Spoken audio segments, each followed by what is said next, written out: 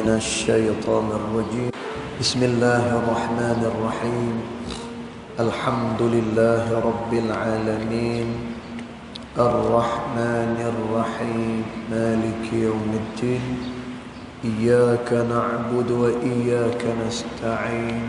اهدنا الصراط المستقيم صراط الذين أنعمت عليهم غير المغضوب عليهم ولا الضالين. السلام عليكم ورحمة الله وبركاته. الحمد لله والصلاة والسلام على رسول الله سيدنا محمد بن عبد الله وعلى آله وصحبه ومن والاه. أشهد ونشهد أن لا إله إلا الله وأشهد أن محمدا عبده ورسوله. اللهم فصل وسلم على سيدنا محمد عبدك ورسولك النبي الأمي وعلى آله وصحبه وبارك وسلم. ثم أقول رب اشرح لي صدري ويسر لي أمري واحلل عقدة من لساني يفقه قولي أما بعد.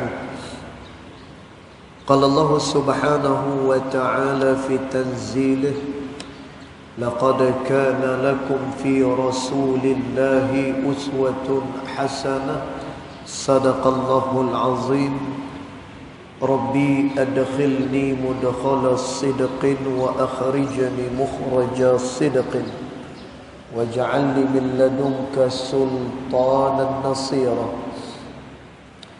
إلهي أنت مقصودي ورضاك مطلوبي فأعطني محبتك ومغرفتك يا أرحم الراحمين.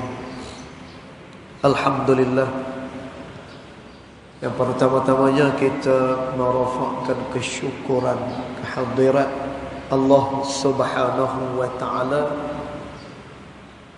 yang mana dengan limpah kurnia dia, dengan rahmat dia, alhamdulillah kita masih lagi diberikan kesempatan, ruang serta peluang oleh Allah Subhanahu wa ta'ala untuk kita sekali lagi dapat sama-sama hadir ke dalam rumah Allah Ta'ala ini bagi menunaikan salat fardu subuh berjemaah, dan kita pohon pada Allah Ta'ala mudah-mudahan salat kita, zikir kita dan doa kita ianya akan diperkenan pada sisi Allah Subhanahu wa ta'ala. Allahumma amin. Tuan-tuan, puan-puan yang dirahmati Allah sekalian, Al-Imam Ibnul Jauzi rahimahullahu ta'ala ada menyatakan di dalam kitab dia Talbisu Iblis, iaitulah belitan iblis. Dan tuan, makna talbis adalah tipu daya daripada iblis bagi menyesatkan manusia daripada jalan Allah Subhanahu wa ta'ala. Dan kita pernah sebut dalam kuliah maghrib kita, kalaulah seseorang dia berhadapan dengan perkara yang sememangnya diharamkan pada syarak, maka itu adalah perkara yang mudah. Sebagai contoh, kalau orang dia tak mendirikan sembahyang kerana dia malas, tuan-tuan, maka orang ini kita tahu dia adalah orang yang mengikuti hawa nafsu dia. Dia malas. Kemudian kalau adalah orang yang pi minum arak misalnya, tuan-tuan, yang tu mudah jelas. Kerana arak ianya diharamkan pada syarak. Kemudian orang yang meminum khamar ini, dia adalah orang yang berdosa besar. Dan kita tahu dia adalah orang yang mengikuti hawa nafsu dia. Demikian dengan perkara-perkara yang lain yang jelas. Jelas dia punya pengharaman daripada segi syarak. Mencuri, ambil hak orang lain. Dan tuan, maka itu kita tahu ianya adalah berdosa pada sisi Allah Ta'ala. Kemudian membunuh orang, kita tahu ini adalah dosa besar kepada Allah. Makan riba, ianya adalah dosa kepada Allah Subhanahu wa Ta'ala. Tetapi yang kita risau apabila iblis dia boleh menyesatkan manusia daripada jalan Allah Subhanahu wa Ta'ala, ketika mana manusia itu menganggap bahawa diri dia dekat dengan Allah Subhanahu wa Ta'ala. Dan perkara ini disebut oleh Allah Subhanahu wa Ta'ala, yahsabuna annahum yuhsinuna sun'a. Mereka menyangka mereka dah melakukan kebaikan, tetapi mereka belum lagi melakukan kebaikan. Bahkan mereka adalah orang-orang yang melakukan kemungkaran pada sisi Allah Subhanahu wa Ta'ala. Dan tuan, maknanya apa? Ada orang yang dia duk berasa amalan yang dia lakukan itu mendekatkan diri dia kepada Allah Subhanahu wa Ta'ala. Padahal yang dia lakukan itu adalah perkara yang menjauhkan dia lagi daripada sisi Allah Subhanahu wa Ta'ala. Tuan-tuan, disebut oleh Al-Imam Ibnul Jauzi rahimahullahu ta'ala, ada orang yang dia suka menghadirkan diri dia ke majlis-majlis zikrullah. Ada orang yang dia suka menghadirkan diri dia pada majlis-majlis yang boleh mendekatkan diri kepada Allah Subhanahu wa Ta'ala, majlis zikir, kemudian majlis-majlis peribadatan. Dan manusia dia suka pi ke tempat-tempat yang mana tempat tersebut adalah tempat yang baik. Tuan-tuan, dia boleh mendekatkan diri kepada Allah Subhanahu wa Ta'ala. Tetapi kata Imam Ibnul Jauzi rahimahullahu ta'ala, orang ini tidak lebih hanya sekadar menghadirkan dirinya pada majlis zikrullah, tetapi mereka jauh daripada maksud yang dikehendaki daripada majlis tersebut. Dan tuan, pasal apa kita berada pada majlis zikrullah? Tujuan dia adalah kerana untuk kita mendekatkan diri kepada Allah Subhanahu wa Ta'ala, supaya kita lebih kemas dalam menjalankan syariat Allah Subhanahu wa Ta'ala.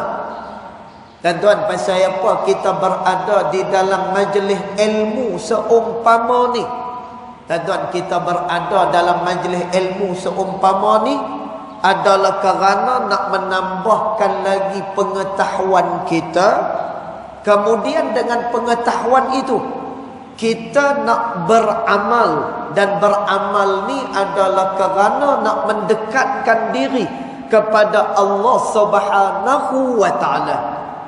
Tuan-tuan, tapi kata Imam Ibnul Jauzi rahimahullahu ta'ala, berapa ramai orang yang hadir ke dalam majlis-majlis zikrullah, ke dalam majlis-majlis peribadatan, hanya sekadar untuk berseronok sahaja di situ.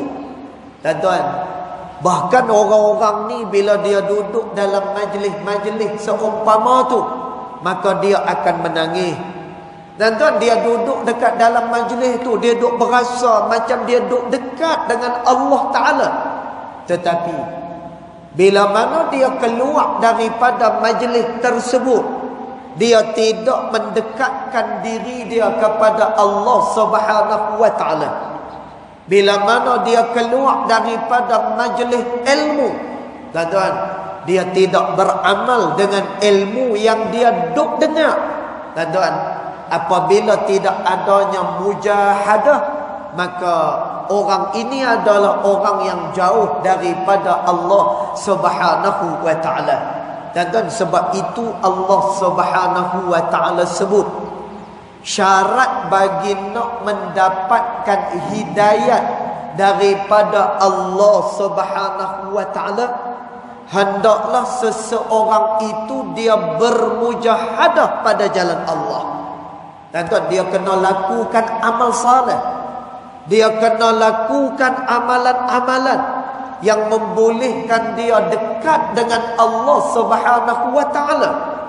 Kerana itu di dalam ayat Allah Subhanahu wa Ta'ala menyebut walladzina jahadu fina, dan orang-orang yang bermujahadah pada jalan kami, kata Allah. Tuan-tuan, siapa dia orang yang bermujahadah ni? Dia adalah orang yang beramal saleh. Tuan-tuan, dia melakukan apa yang diperintahkan oleh Allah Ta'ala. Tuan-tuan, dia bukan hanya sekadar masuk dalam majlis zikrullah. Tuan-tuan, dia bukan hanya setakat hadir ke dalam majlis ilmu. Tuan-tuan, lepas dia keluar daripada majlis-majlis itu, hendaklah dia melakukan sesuatu, hendaklah dia melakukan amal saleh kepada Allah Subhanahu wa Ta'ala. Tuan-tuan, maka ini adalah orang yang bermujahadah pada jalan Allah Subhanahu wa Ta'ala. Tuan-tuan, sebab itu kita tengok ada orang yang dia bila dia beristighfar, tuan-tuan, keadaan dia sama saja. Padahal dia hari-hari duk beristighfar kepada Allah Ta'ala. Tuan-tuan, dia duk hari-hari melantunkan salawat kepada Nabi SAW, tetapi diri dia langsung tidak ada perubahan apa-apa pun. Tuan-tuan, kita tengok ada orang yang dia baca Al-Quranul Karim, tetapi dia tidak mematuhi hukum hakam Allah Subhanahu wa Ta'ala. Kita tengok ada orang yang dia mendirikan sembahyang, tuan-tuan, tetapi sembahyang dia tidak mampu nak mencegah diri dia daripada melakukan fahsyak dan juga mungkar kepada Allah Subhanahu wa Ta'ala. Tuan-tuan, ni yang disebutkan oleh ulama. Pasal apa kita punya amalan kita tidak memberikan kesan? Tuan-tuan, sebagai contoh sembahyang, bila mana orang ni dia mendirikan sembahyang, tuan-tuan, orang yang mendirikan sembahyang ni ada dua. Yang pertama, kalau dia betul mendirikan sembahyang, maka dia akan dimasukkan ke dalam syurga Allah Subhanahu wa Ta'ala. Ni yang pertama. Tuan-tuan, maknanya bila dia mendirikan sembahyang, maka dia adalah ahli syurga Allah Subhanahu wa Ta'ala. Ni yang pertama. Yang kedua, bila dia mendirikan sembahyang, maka dia pasti akan dapat mencegah diri dia daripada melakukan fahsyak dan juga mungkar pada Allah. Tuan-tuan, perkara ni Allah Ta'ala sebut innas salata tanha 'anil fahsya'i wal munkar, kata Allah. Sesungguhnya sembahyang yang didirikan oleh seseorang mampu mencegah diri dia daripada melakukan kemungkaran kepada Allah Subhanahu wa Ta'ala. Tuan-tuan, tapi kita tengok kita buat sembahyang ni lama dah, tapi diri kita duk turun hawa nafsu macam tu juga. Tuan-tuan, kita duk istighfar, tapi langsung tidak ada perubahan pada diri kita. Tuan-tuan, padahal orang yang melazimkan istighfar, dia minta ampun dengan Allah Ta'ala, tuan-tuan, dia akan jadi orang yang lebih giat melakukan amal saleh. Dia orang yang paling banyak menyucikan jiwa dia kepada Allah. Dan tapi istighfar tak lebih hanya sekadar istighfar yang dia lantunkan pada mulut dia. Dan pasal apa perkara ni berlaku? Maka disebutkan oleh ulama. Dan kata ulama ni antaranya yang disebut oleh Al-Imam Asy-Syadzuli rahimahullahu ta'ala. Tuan-tuan, Imam Syadzuli ni siapa dia? Dia adalah pengasas kepada tariqah Asy-Syadziliyah dan merupakan salah seorang daripada ulama tasawuf yang besar. Tuan-tuan, guru dia adalah Abbas Al-Mursi rahimahullahu ta'ala. Tuan-tuan, jadi kata Imam Asy-Syadzili rahimahullahu ta'ala, dia kata apa? Dia kata orang yang beristighfar kepada Allah, hendaklah di dalam istighfar itu adanya inabah. Tuan-tuan, apa dia inabah? Hendaklah dia kembali kepada Allah Subhanahu wa ta'ala. Tuan-tuan, dia bukan hanya setakat istighfar saja. Tuan-tuan, kita istighfar ni pasal apa? Pasal apa kita istighfar? Tuan-tuan, kita istighfar pasal kelebihan dia begitu besar. Kerana kelebihan dia boleh memurahkan rezeki. Kemudian istighfar boleh mengeluarkan kita daripada segala masalah. Tuan-tuan, dengan istighfar boleh menarik rezeki kepada kita. Tuan-tuan, padahal istighfar ni, apa dia makna istighfar? Adalah pohon keampunan kepada Allah Subhanahu wa ta'ala. Maka kerana tu kata ulama, siapa-siapa yang beristighfar kepada Allah Subhanahu wa ta'ala, hendaklah dia ada inabah, kembali kepada Allah Subhanahu wa ta'ala. Tuan-tuan, tapi dia tak, dia istighfar ni kira dia nak murah rezeki. Tuan-tuan, banyak daripada kita ni kira nak murah rezeki ya. Bila istighfar, bila baca apa-apa ni kira nak murah rezeki daripada Allah Ta'ala. Tuan-tuan, kita nak kena ingat, amalan yang kita buat ni sebenarnya tidak melayakkan kita untuk mendapatkan anugerah daripada Allah Subhanahu wa ta'ala. Kerana tu disebutkan oleh ulama, apabila Allah Subhanahu wa ta'ala dia memberikan anugerah dia kepada satu-satu orang, tuan-tuan, ini hanyalah semata-mata anugerah daripada sisi Allah Subhanahu wa ta'ala. Dan dia bukannya ada kena-mengena dengan segala apa yang kita amalkan. Tuan-tuan, benda yang kita amalkan ni, kalaulah nak dibandingkan dengan anugerah yang diberikan oleh Allah Subhanahu wa ta'ala, sangat-sangat jauh. Tuan-tuan, contoh sembahyang yang kita dirikan tak sah ni, tuan-tuan, berapa banyak yang kita ingat di dalam sembahyang kita. Tuan-tuan, padahal kata Imam Hasan Al-Basri rahimahullahu ta'ala, dia kata orang yang apabila di dalam sembahyang dia tidak menghadirkan hati kepada Allah Subhanahu wa ta'ala, maka dia adalah orang yang paling cepat untuk diazab oleh Allah Subhanahu wa ta'ala. Tuan-tuan, ni baru sembahyang.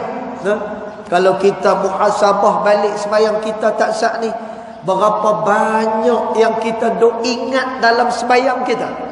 Tuan-tuan, tadi masa tengah duk sembahyang ni, tuan-tuan pun tahu, dengar suara saya ni macam mana kan? Yang ni apa ni makan harum manis punya Ustaz. Hari tu ni saya pi apa ni kuliah dekat satu tempat. Bila nak balik depa bagi harum manis tu dia satu beg plastik anak.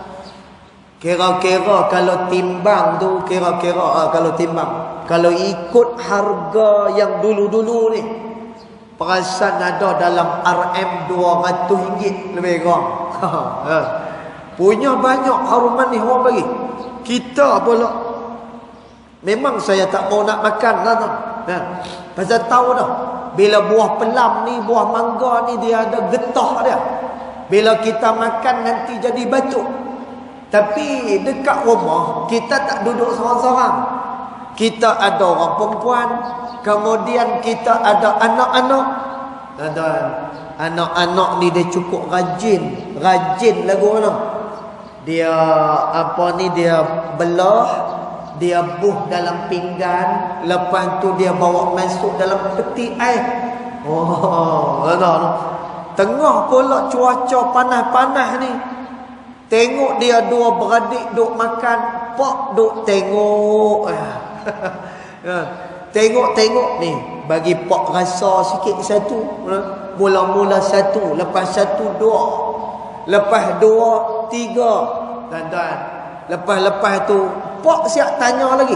Habis dah. Duk belah lagi. Dan duk kena macam ni. Masya-Allah, tabarakallah.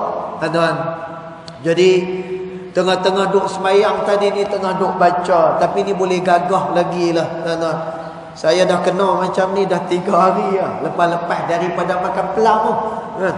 Hari tu lagi tak keluar suara. Yang ni boleh gagah keluar juga suara, alhamdulillah. Tuan-tuan, tapi tengah-tengah duk semayang tadi ni, duk berasa rengkung ni, rasa perit, kemudian duk rasa gatai, nak batuk apa semua sekali. Dan dalam hati ni duk kata apa? Panjang pula surah sajadah ni. Lepas baca sajadah ni nak kena baca pula hal ata alal insan. Dan dia duk fikir macam tu. Dan jadi kata Imam Hasan Al-Basri rahimahullahu ta'ala, orang yang di dalam sembahyang dia, bila mana dia tidak menghadirkan hati dia kepada Allah Subhanahu wa ta'ala, maka dia adalah orang yang paling cepat untuk diberikan azab oleh Allah Subhanahu wa ta'ala. Dan bila kita muhasabah balik semula, tu baru sembahyang, belum lagi dengan amalan-amalan yang lain. Dan kalau contoh istighfar tak sah ni, kita sebut astaghfirullahal azim alladzi la ilaha illa huwal hayyul qayyum wa atubu ilaih. Tuan-tuan, makna dia apa? Ya Allah, aku minta keampunan daripada sisi Engkau, ya Allah. Ya Allah, aku kembali kepada Engkau, ya Allah. Tuan-tuan, tapi zikir yang kita lantunkan, istighfar yang kita lantunkan, dia tak lebih hanya keluar daripada mulut kita, tetapi tidak ada inabah, tidak ada kembali kepada Allah Subhanahu wa ta'ala. Dan maka kerana tu kata ulama, bagi orang yang beristighfar kepada Allah Subhanahu wa ta'ala, maka hendaklah adanya inabah, dia kembali kepada Allah Subhanahu wa ta'ala. Lalu Imam Asy-Syadzili rahimahullahu ta'ala, dia kata lagi, apabila seseorang itu dia khudu', dia tunduk dengan segala hukum hakam Allah Subhanahu wa ta'ala, maka hendaklah dia istiqamah dengan segala hukum hakam Allah itu. Dan kita pada hari ini, kita hanya tahu benda ni adalah benda halal, benda ni adalah benda haram, benda ni bagus, benda ini tidak bagus. Dan tapi kita kurang memikirkan satu benda. Apa dia? istiqamah di dalam kita beramal kepada Allah Subhanahu wa taala. Dan maka pengetahuan kita berkenaan dengan perkara halal dan juga haram ni hanya tinggal pengetahuan saja. Dan dia tak lebih daripada tu. Maka orang ni dia tidak ada istiqamah pada jalan Allah Subhanahu wa taala. Dan lalu kata Imam Syazili lagi, apabila seseorang itu beribadat kepada Allah Subhanahu wa taala, maka hendaklah diperhatikan di dalam ibadat itu adalah ikhlas kepada Allah Subhanahu wa taala. Dan kita ibadat pasal apa? Kerana ibadat ni pahala dia besar. Dan tuan, pasal apa kita beribadat? Kita beribadat ni kerana kita nak dimasukkan ke dalam syurga Allah Subhanahu wa taala.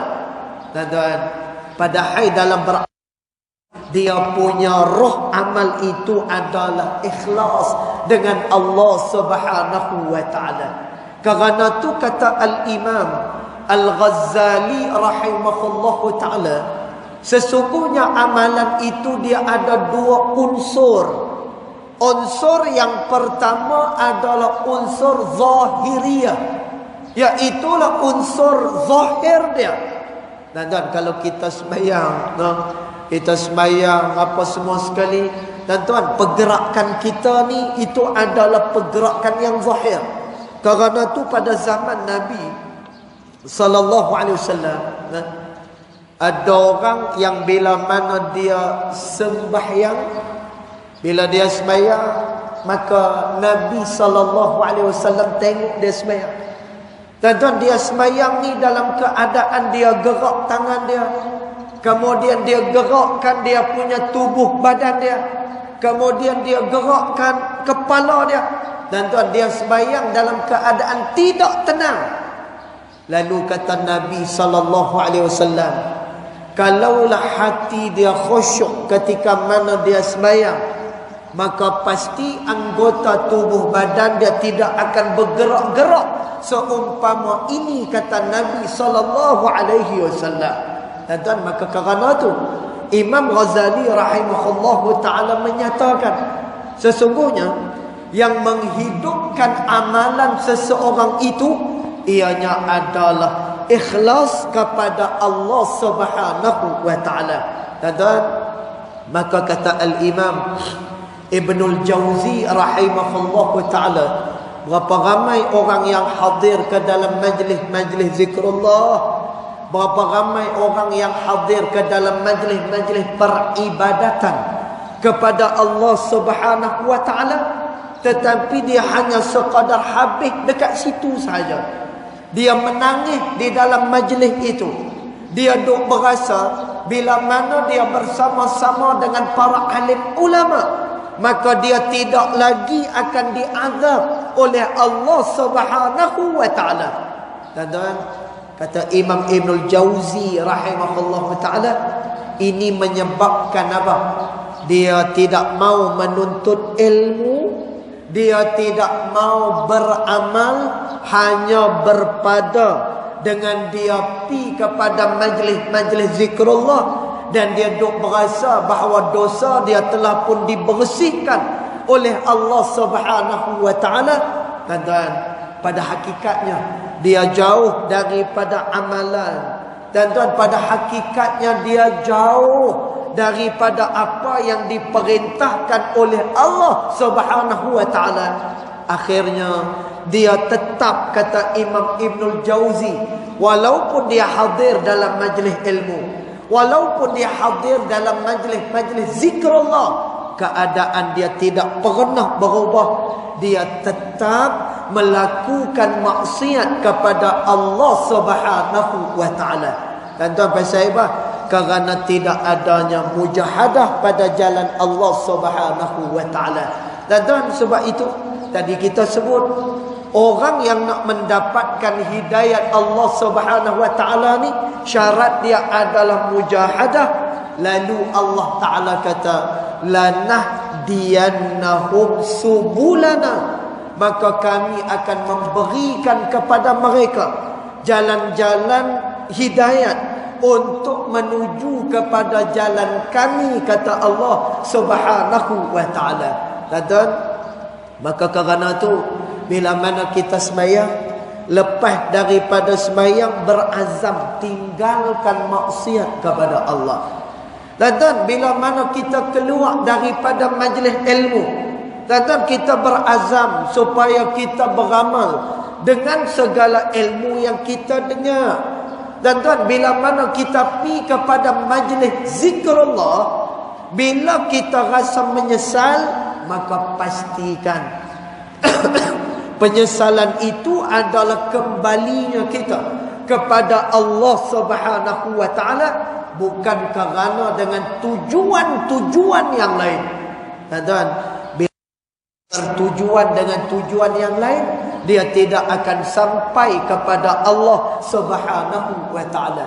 Dan sebab itu pernah satu ketika, ini untuk akhirnya, dan pernah satu ketika Nabi SAW dia lakarkan satu lakaran. Dan Nabi buat satu garisan lurus macam tu. Kemudian pada garisan lurus ni, Nabi SAW lukis urat kanan, urat kiri, urat kanan, urat kiri. Dan kalau kita tengok daun tu kan dia ada urat dia. Satu urat yang menegak, kemudian urat kanan kiri, kanan kiri. Dan kata Nabi SAW, sesiapa dia yang berjalan pada jalan Allah Subhanahu wa ta'ala, bila dia mengikuti garisan yang lurus ini, maka dia pasti akan sampai kepada Allah Subhanahu wa ta'ala. Tetapi kata Nabi SAW, bila mana dia berjalan kepada Allah Ta'ala, dia pi ke kanan, dia pi ke kiri, maka kata Nabi SAW, kalau dia sampai, lambat dia sampai kepada Allah Subhanahu wa ta'ala. Dan berkemungkinan, kata Nabi, dia tidak akan sampai kepada Allah Subhanahu wa ta'ala. Dan nanti kita akan terangkan pada kuliah Jumaat nanti, bagaimana lebih detail lagi orang-orang yang ditipu oleh iblis ini melalui daripada kebaikan-kebaikan yang dia lakukan. Dan yang bahayanya, bila dia merasakan perkara itu mendekatkan diri dia kepada Allah Subhanahu wa ta'ala, rupa-rupanya dia adalah perkara yang dimurkai oleh Allah Subhanahu wa ta'ala. Jadi mudah-mudahan tuan-tuan puan-puan sekalian, tazkirah pada pagi ini ada manfaat untuk kita semua. Dan mudah-mudahannya juga kita sampai kepada maksud daripada amalan kita, iaitulah menjadi hamba kepada Allah Subhanahu wa ta'ala.